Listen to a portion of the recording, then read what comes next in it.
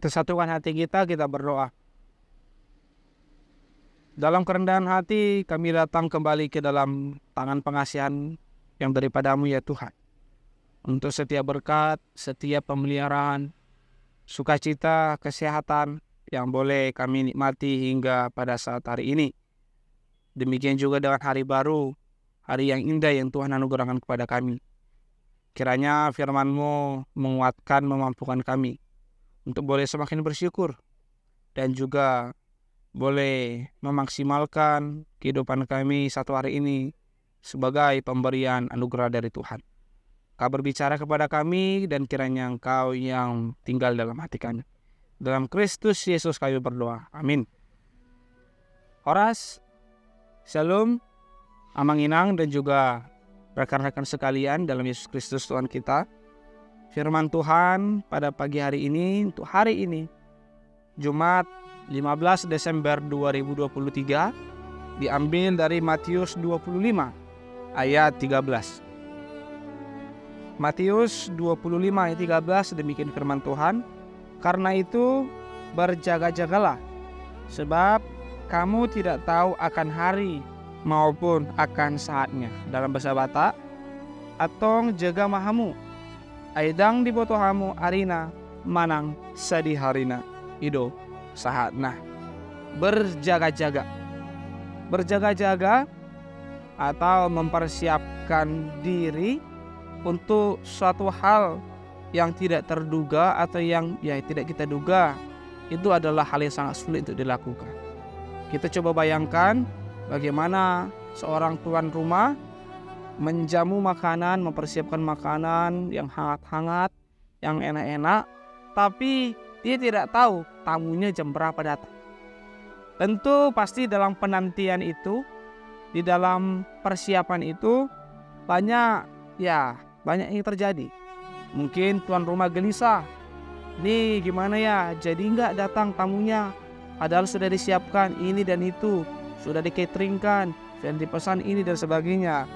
Ada juga yang bergumul dengan, aduh lama sekali mereka datang, nanti makanannya keburu dingin, tidak lagi hangat, tidak enak gitu. Ada juga yang bergumul dengan, kalau dia sudah lama menunggu pasti stamina, moodnya juga pasti sudah bad mood istilahnya, sudah kacau. Sehingga walaupun tamu datang pasti nanti tidak lagi seperti ekspresi atau yang kita harapkan. Jadi ternyata mempersiapkan segala sesuatu untuk hal yang tidak kita duga itu tidak mudah. Demikian juga dalam teks kita pada saat ini. Ini adalah bagian dari kisah gadis yang bijaksana dan gadis yang bodoh, yang dimana mereka digambarkan sebagai dua kelompok yang menggambarkan juga bagaimana kehidupan kita menyambut kerajaan Allah atau hari datangnya Allah ke dalam dunia kita ini, parusia. Ini juga menggambarkan bahwa ternyata gadis yang bijak dan yang bodoh itu hanya satunya masalahnya, yakni yang dibilang bodoh, yang dianggap bodoh itu tidak membawa bekal minyak, hanya di situ saja. Jadi masalah persiapan yang ternyata sangat berakibat fatal, sehingga mereka nanti ditolak di dalam perjamuan yang telah disiapkan oleh mempelai. Ternyata persiapan adalah hal yang sangat penting di dalam penantian. Tetapi ternyata juga persiapan itu butuh kepastian, butuh perhitungan. Jadi memang secara rasio, secara realistis, apa yang kita persiapkan pasti karena kita tahu kapan itu akan terjadi atau untuk kapan itu kita punya target waktu. Tetapi bagaimana yang waktunya tidak ada target atau tidak ada target? Pasti persiapannya kurang. Pasti persiapannya juga setengah hati. Tetapi kita bersyukur bahwa menanti kerajaan Allah tidak seperti yang kita bayangkan, tamu yang tadi dan sebagainya. Menyambut kerajaan Allah, menyambut kedatangan Tuhan itu adalah pasti. Hanya memang masalah waktu. Maka hari demi hari, waktu demi waktu, kita dituntut untuk boleh hidup di dalam penantian dengan benar. Nah, bagaimana menanti dengan benar? Menanti di dalam penantian waktu yang tidak pasti, yang tidak karuan walaupun itu akan terjadi. Ada beberapa poin yang perlu kita coba ambil. Yang pertama adalah menanti kerajaan Allah itu tidak perlu diam menunggu, ya sebagaimana orang sedang menunggu tamu. Kita tidak perlu menunggu kerajaan Allah kapan datang ini, karena itu pasti akan datang. Tetapi penantian yang terbaik adalah dengan tetap bekerja, dengan tetap produktif, dengan tetap mengulah kalau dalam bahasa Batak. Maka harus bekerja. Penantian yang terbaik adalah bekerja dengan semaksimal mungkin, sehingga nanti ketika kapanpun itu waktunya itu tidak menjadi masalah bagi kita, karena kita sudah siap, karena kita memang benar-benar on the track itu. Sehingga memang penantian itu harus produktif. Penantian itu bukan menunggu, tapi penantian itu adalah produktivitas. Mungkin bisa kita membayangkan, sebenarnya gadis-gadis yang dua tadi itu, yang bijak maupun yang bodoh, ya mereka bisa kerja sama untuk membuat makan malam bagi mereka.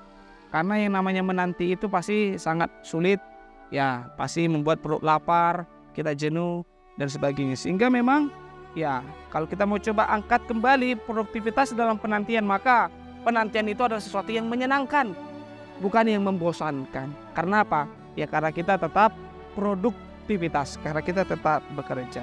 Untuk itu penantian akan kerajaan Allah, datangnya Allah kedua kali ke dalam dunia ini, itu adalah sesuatu yang pasti.